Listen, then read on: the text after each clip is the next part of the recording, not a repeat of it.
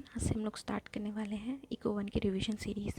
तो जो पहला ब्लॉक है उसकी पहली यूनिट है वो है nature and scope of business. तो इस चैप्टर में हम क्या क्या पढ़ने वाले हैं, ये जो यूनिट है हम यहाँ पे क्या क्या पढ़ने वाले हैं। तो फर्स्ट यूनिट में हम लोग पढ़ेंगे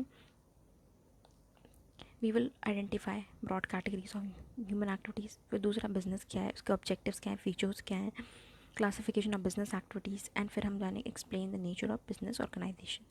तो जो हमारा फर्स्ट है जो टॉपिक है वो है ह्यूमन एक्टिविटीज़। अब ह्यूमन एक्टिविटीज़ क्या क्या होती है, तो किसी भी तरह का काम आप कर रहे हैं वो सारी ह्यूमन एक्टिविटीज़ में आ गए। जैसे कि आप कोई खाना खा रहा है, उठ रहा है, ऑफिस जा रहा है, कोई फैक्ट्री में काम कर रहा है, ठीक है, एंड ऑफिस में काम कर रहा है, ये सारी की सारी ह्यूमन एक्टिविटीज़ होती है। लेकिन कुछ एक्टिविटीज़ को क्या होता है इकोनॉमिक बेनिफिट के लिए किया जाता है और कुछ कुछ नॉन इकोनॉमिक बेनिफिट्स के लिए होता है, जैसे कि out of love and affection हो रहा है, ठीक है।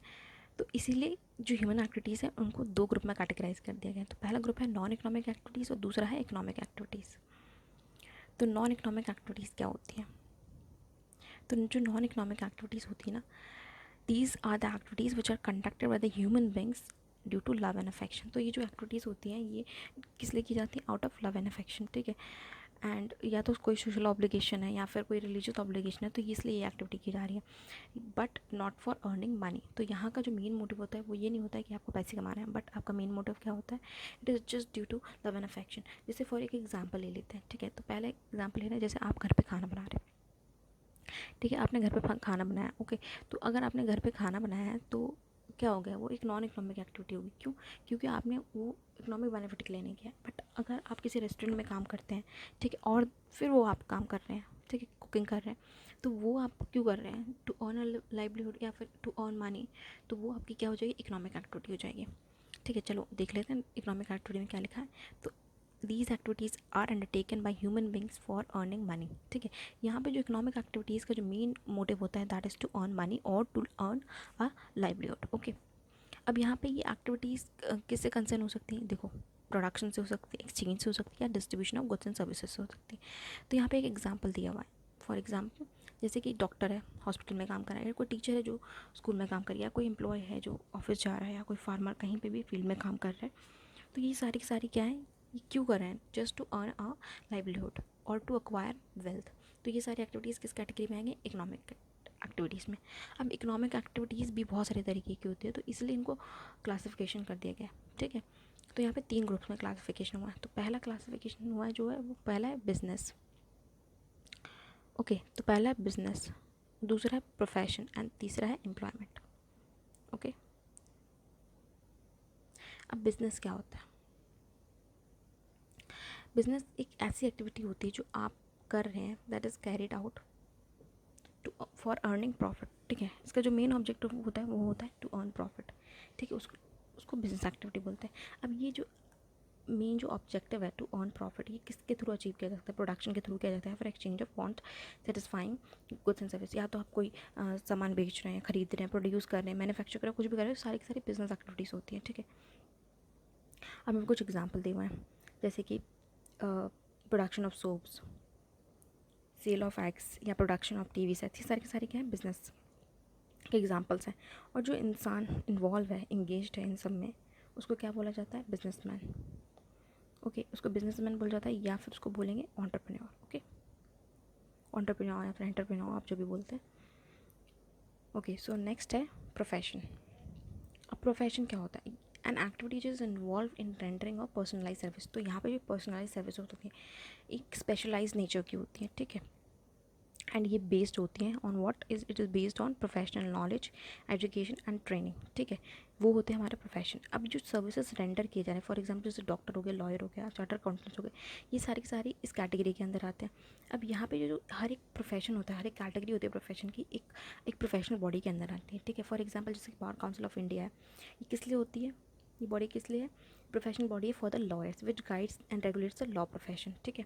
अब ऐसे ही अलग अलग बॉडीज़ हैं जो प्रोफेशनल बॉडीज़ हैं जो गाइड करती हैं, ठीक है। यहाँ पर जो क्या होता है ना, आपको एक प्रोफेशनल मेंबर होना ज़रूरी है अगर आप ये प्रोफेशनल सर्विसेज रेंडर करना चाहते हैं, ठीक है। और जो प्रोफेशनल बॉडीज़ होती हैं ये क्या है, बताती हैं कि किस टाइप की एजुकेशन क्वालिफिकेशन चाहिए आपको, या किस टाइप की ट्रेनिंग चाहिए to practise this concern profession, okay.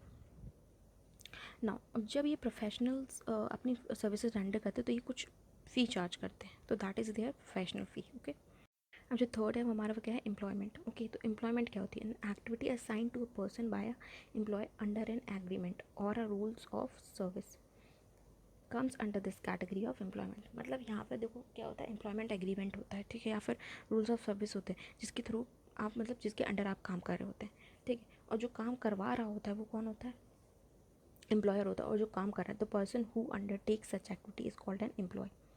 Okay, अभी यहाँ पर इसको बेनिफिट्स क्या क्या मिलते हैं, देखो सैलरी मिलती है, ठीक है, ये जो एम्प्लॉय है he receives what, salary, remuneration, या फिर किसी भी तरह का वेज अलाउंसेस बोनस ये सब रिसीव होता है, ठीक है। The employment is also called a service.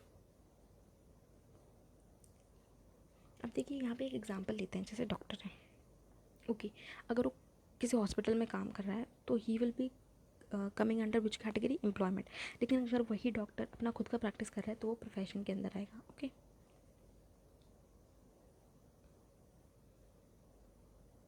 अब बिजनेस के हमने पढ़ लिया था कि बिजनेस होता है क्या है कि यहाँ पे, ओके, तो हम देखेंगे कि एसेंशियल फीचर्स क्या है बिजनेस के। तो पहला फीचर क्या है, dealing in goods and services. तो जो बिजनेस होता है वो किस में डील करता है, गुड्स एंड सर्विसेज में। ओके, अभी गुड्स किसी भी तरह के हो सकते हैं, कंज्यूमर गुड्स हो सकते हैं या फिर क्या हो सकते हैं, producer goods.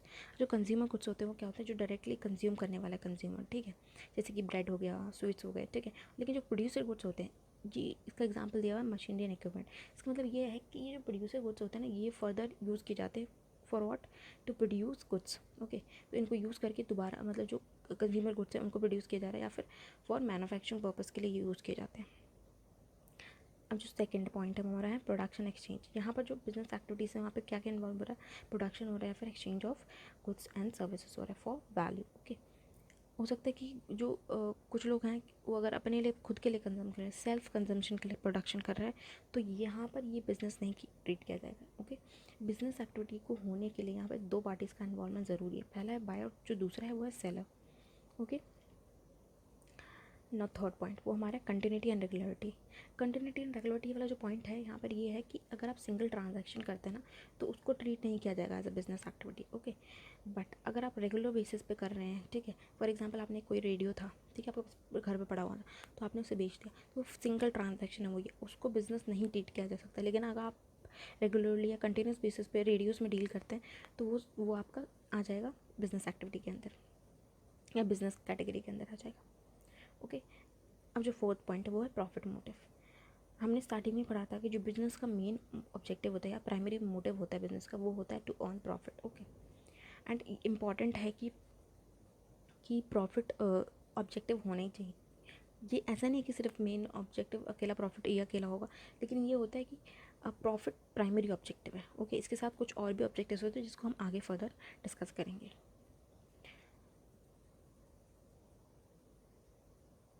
Profits are essential to enable the business to survive.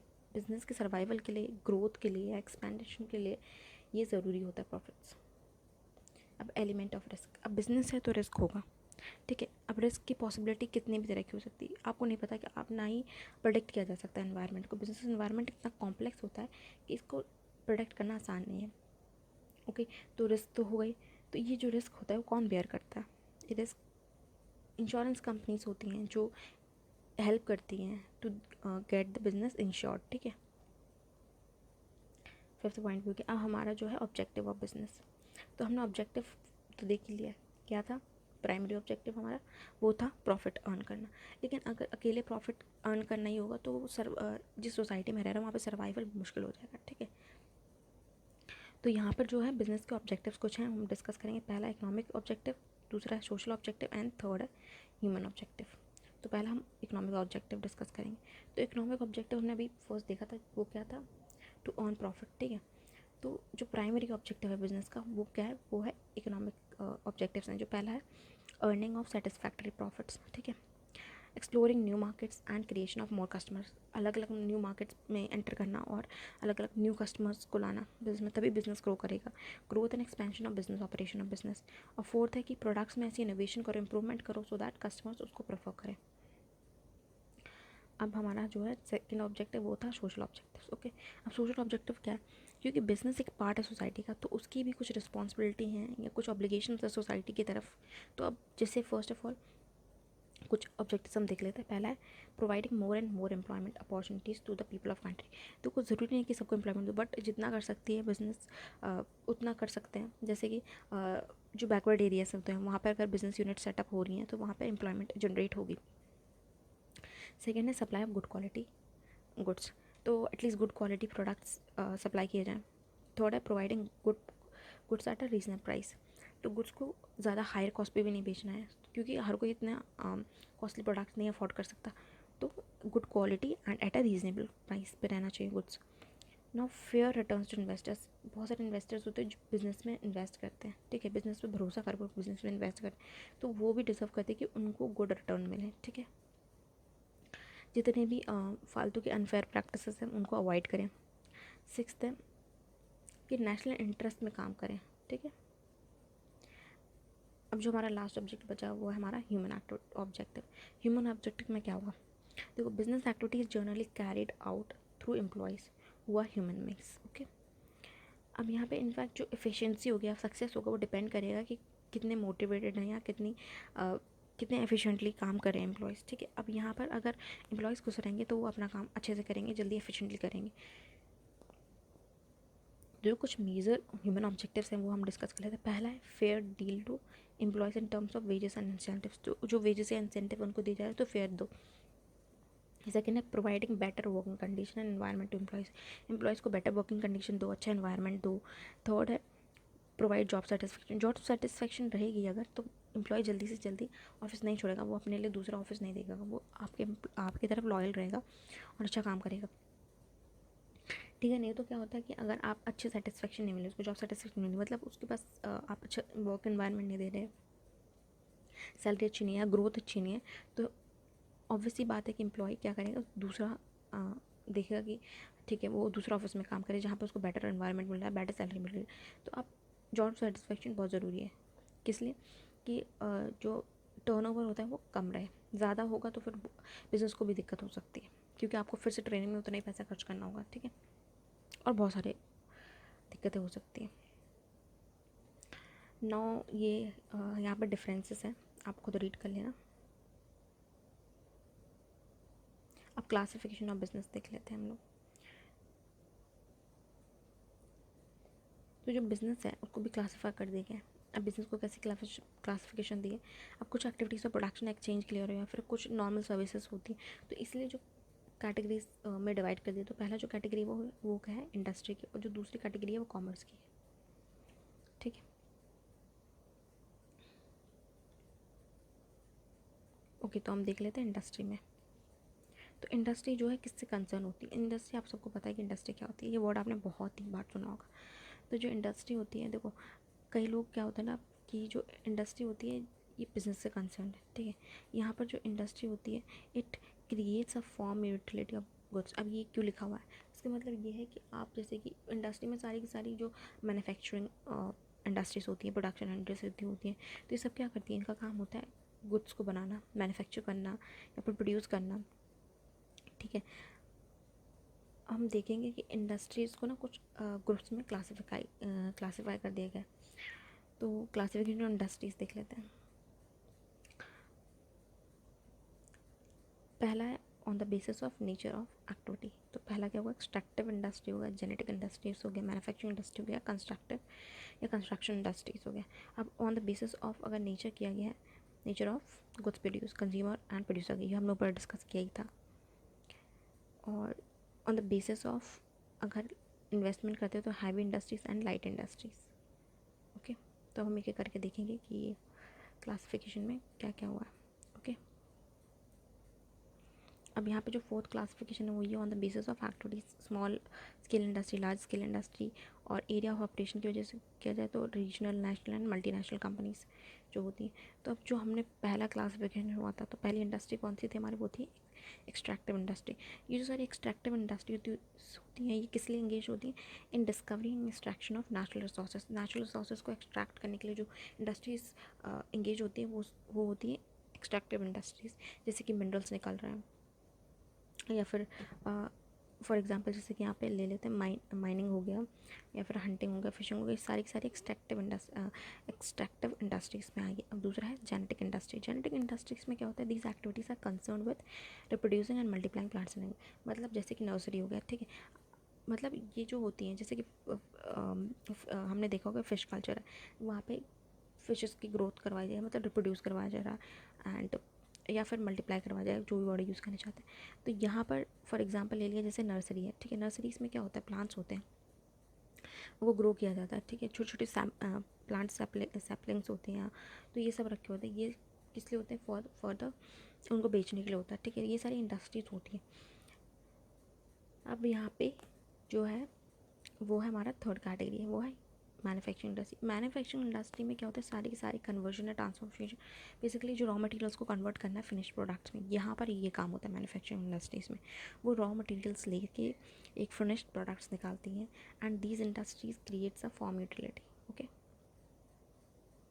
अब कंस्ट्रक्टिव इंडस्ट्रीज़, जो कंस्ट्रक्शन इंडस्ट्रीज़ होती हैं, ये क्या इन्वॉल्व होती हैं, कंस्ट्रक्शन एक्टिविटीज़ में इन्वॉल्व होती हैं, जैसे कि कंस्ट्रक्शन बिल्डिंग हो गया, ब्रिजेस हो गया, डैम हो गए, ये सब रेलवे लाइन्स हो गई, ये सारी सारी क्या हो गई, कंस्ट्रक्शन इंडस्ट्रीज़ होती हैं, ठीक है। अब यहाँ पे कुछ एग्जांपल लिए हैं, क्लासिफिकेशन की थी हमने भी। तो इंडस्ट्री का ये देखो, एक्सट्रैक्टिव इंडस्ट्री माइनिंग हो गया, फार्मिंग हो गया, फिशिंग हो गया, ठीक है। अब जेनेटिक इंडस्ट्री में नर्सरीज हो गया, या फिर फिश कल्चर। फिश कल्चर में क्या होता है, कुछ फिशेस होते हैं जो पॉन्ड में रखे जाते हैं, ठीक है, उनको मल्टीप्लाई किया जाता है, ओके। मैन्युफैक्चरिंग इंडस्ट्रीज़ में आयरन एंड स्टील की हो गई, सीमेंट इंडस्ट्री हो गई, या फिर इलेक्ट्रॉनिक्स की हो गई, ठीक है। अब जो कंस्ट्रक्शन इंडस्ट्रीज़ होती है, यहाँ पे बिल्डिंग बनाए जा रहे हैं, रोड्स बनाए जा रहे हैं, कैनल्स या डैम्स, ये सारी सारी कंस्ट्रक्शन इंडस्ट्रीज़ हो गई, ठीक है।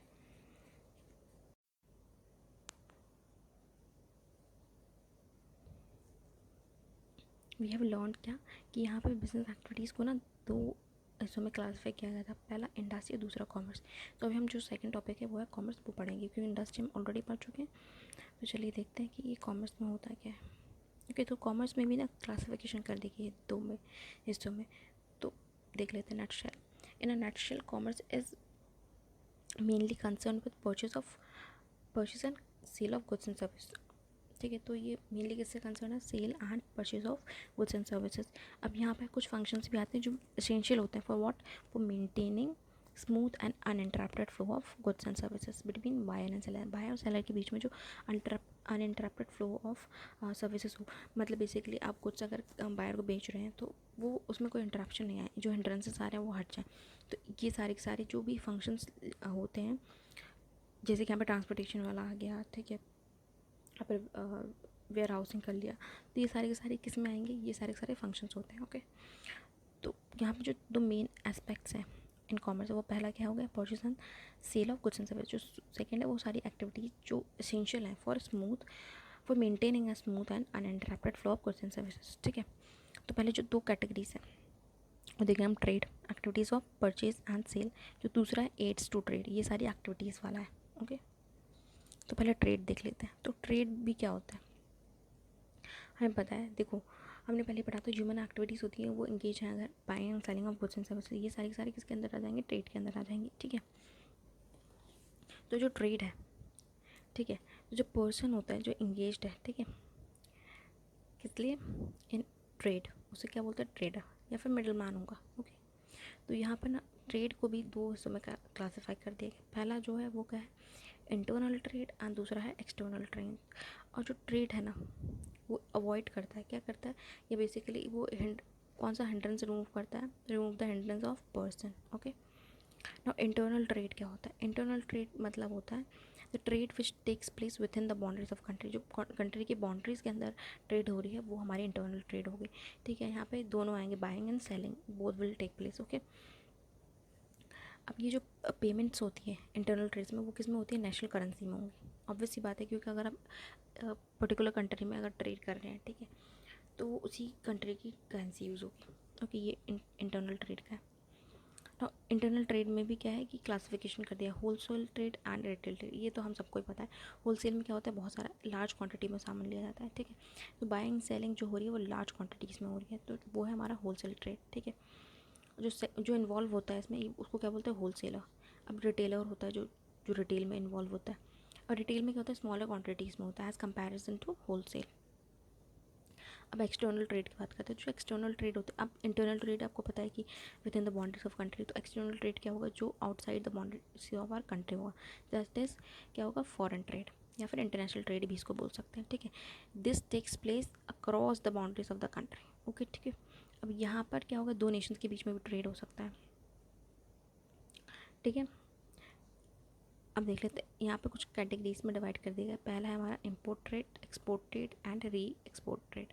अब इम्पोर्ट ट्रेड देखते हैं, तो इम्पोर्ट ट्रेड में क्या होता है ना, when a country bye goods from another country, हमने कि दूसरे कंट्री से सामान खरीदते तो हमारा इम्पोर्ट ट्रेड हो गया। फॉर एग्जांपल इंडिया ने मशीनरी खरीदी यूएसए से, तो ये आपका इम्पोर्ट ट्रेड के अंदर आ गया। अब एक्सपोर्ट ट्रेड के अंदर, अगर एक्सपोर्ट ट्रेड में क्या होता है, जब आप अपना सामान दूसरी कंट्री को बेच रहे हैं तो वो होगा एक्सपोर्ट ट्रेड। अब यहाँ पे जैसे कि इंडिया ने बेचा दूसरी कंट्री को, जैसे यूएसए को बेचा कुछ भी, ठीक है, तो हमारा एक्सपोर्ट ट्रेड है। अब री एक्सपोर्ट ट्रेड में क्या होता है कि यहाँ पर क्या होता है, when the goods are imported, आपने इम्पोर्ट कर लिया कंट्री से, ठीक है, और वही सेम गुड्स को आपने एक्सपोर्ट कर दिया दूसरी कंट्री को, आपने एक कंट्री से खरीदा और दूसरी कंट्री को बेच दिया, ये आपका होगा री एक्सपोर्ट ट्रेड, ओके।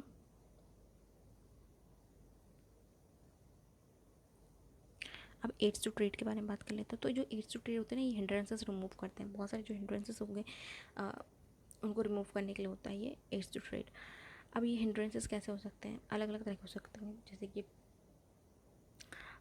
सामान एक जगह दूसरे जगह पहुंचाना है तो कैसे जाएगा, उसके लिए कुछ तो चाहिए ना। तो हम एक एक करके इनको जो कैटेगराइज किया देख लेते हैं। पहला है transportation, warehousing, insurance, advertisement या advertising, and fifth is banking. अभी किस लिए होता है, ट्रांसपोर्टेशन में क्या होता है, आप सामान एक जगह से दूसरी जगह ले जाना है, ठीक है, क्योंकि ज़रूरी नहीं है कि जहाँ पे सामान प्रोड्यूस हो रहा है या बन रहा है वहीं पर कंज्यूमर दूसरी जगह भी हो सकता है। सो ये जो all the goods are not consume at the place where they are produce, जहाँ पर इनको प्रोडक्शन हो रही है वहीं पर कंज्यूम हो जाए ज़रूरी नहीं, इसलिए गुड्स को ले जाना होगा वहाँ पर जहाँ पर लोगों को चाहिए, यहाँ पर जहाँ पर इनकी डिमांड है, ठीक है। तो ये एक्टिविटीज़ कंसर्न, मतलब वहाँ मूवमेंट ऑफ गुड्स जो हो रही है उसको ट्रांसपोर्टेशन बोलते हैं, ठीक है। अब ट्रांसपोर्टेशन एलिमिनेट करता है क्या, हिंड्रेंस ऑफ प्लेस, ओके। अब यहाँ पर लैंड ट्रांसपोर्टेशन हो सकता है, एयर ट्रांसपोर्टेशन हो सकता है, या फिर वाटर ट्रांसपोर्टेशन हो सकता है, या दूसरा मेथड हो सकता है, ठीक है। अब देखो यहाँ पर वेयर हाउसिंग ले लेते हैं जो सेकंड है। तो वेयर हाउसिंग में क्या होता है, आप स्टोर कर रहे हैं गुड्स को, ठीक है, स्टोरेज की जो है वो है हमारे वेयर हाउसिंग, क्योंकि ज़रूरी नहीं है आपको सामान तभी चाहिए हो, ठीक है। और हो सकता है आप मैन्युफैक्चरिंग यूनिट में हो आपकी, तो अगर आप उस रॉ मटेरियल चाहिए हो सकता है उस टाइम पे नहीं चाहिए लेकिन इन फ्यूचर चाहिए और हो सकता है अर्जेंट नीड हो जाए, तो क्या होगा कि उसको रखना बहुत ज़रूरी है, स्टोर करना ज़रूरी है कि जब चाहिए हो तभी वो मिल जाए। वैसे ही अगर गुड्स प्रोड्यूस हो जा रहे हैं तो अगर आप होलसेल में ट्रेड करते हैं तो देखेंगे कि आपको वो गुड्स रखने पड़ेंगे, मेंटेन करना पड़ेगा कुछ स्टॉक, तो यही सारा होता है वेयर हाउसिंग में। अब इंश्योरेंस की बात करते हैं। अभी हमने ऊपर पढ़ा था पॉइंट कि बिजनेस क्या है, वहाँ पे रिस्क इन्वॉल्व होता है, तो ये जो रिस्क हो सकता है इसको एलिमिनेट पूरी तरह तो नहीं किया सकता लेकिन मिनिमाइज़ तो किया जा सकता है ना। तो यहाँ पर ये insurance, the goods may be destroyed while production, हो सकता है प्रोडक्शन प्रोसेस तो या फिर ट्रांजिट किया जा रहा है, एक प्लेस से दूसरे प्लेस पे जा रहा है, एक्सीडेंट हो गया कुछ हो रहा, तो सारे के सारे ये सारे एलिमिनेट करने के लिए या फिर रिस्क को कम करने के लिए इंश्योरेंस लिया जाता है। तो insurance companies come to rescue, ठीक है। अब यहाँ पे ये इंश्योरेंस कंपनी क्या करती है कि एक इंश्योरेंस पॉलिसी देती है, ठीक है, बिजनेस एक इंश्योरेंस पॉलिसी देते हैं, कुछ amount certain amount regularly premium के तौर पे इंश्योरेंस कंपनी को देता रहता है, ओके। यहाँ पर हिंड्रेंस कौन सा रिमूव हो रहा है, it eliminates the hindrance of risk, okay.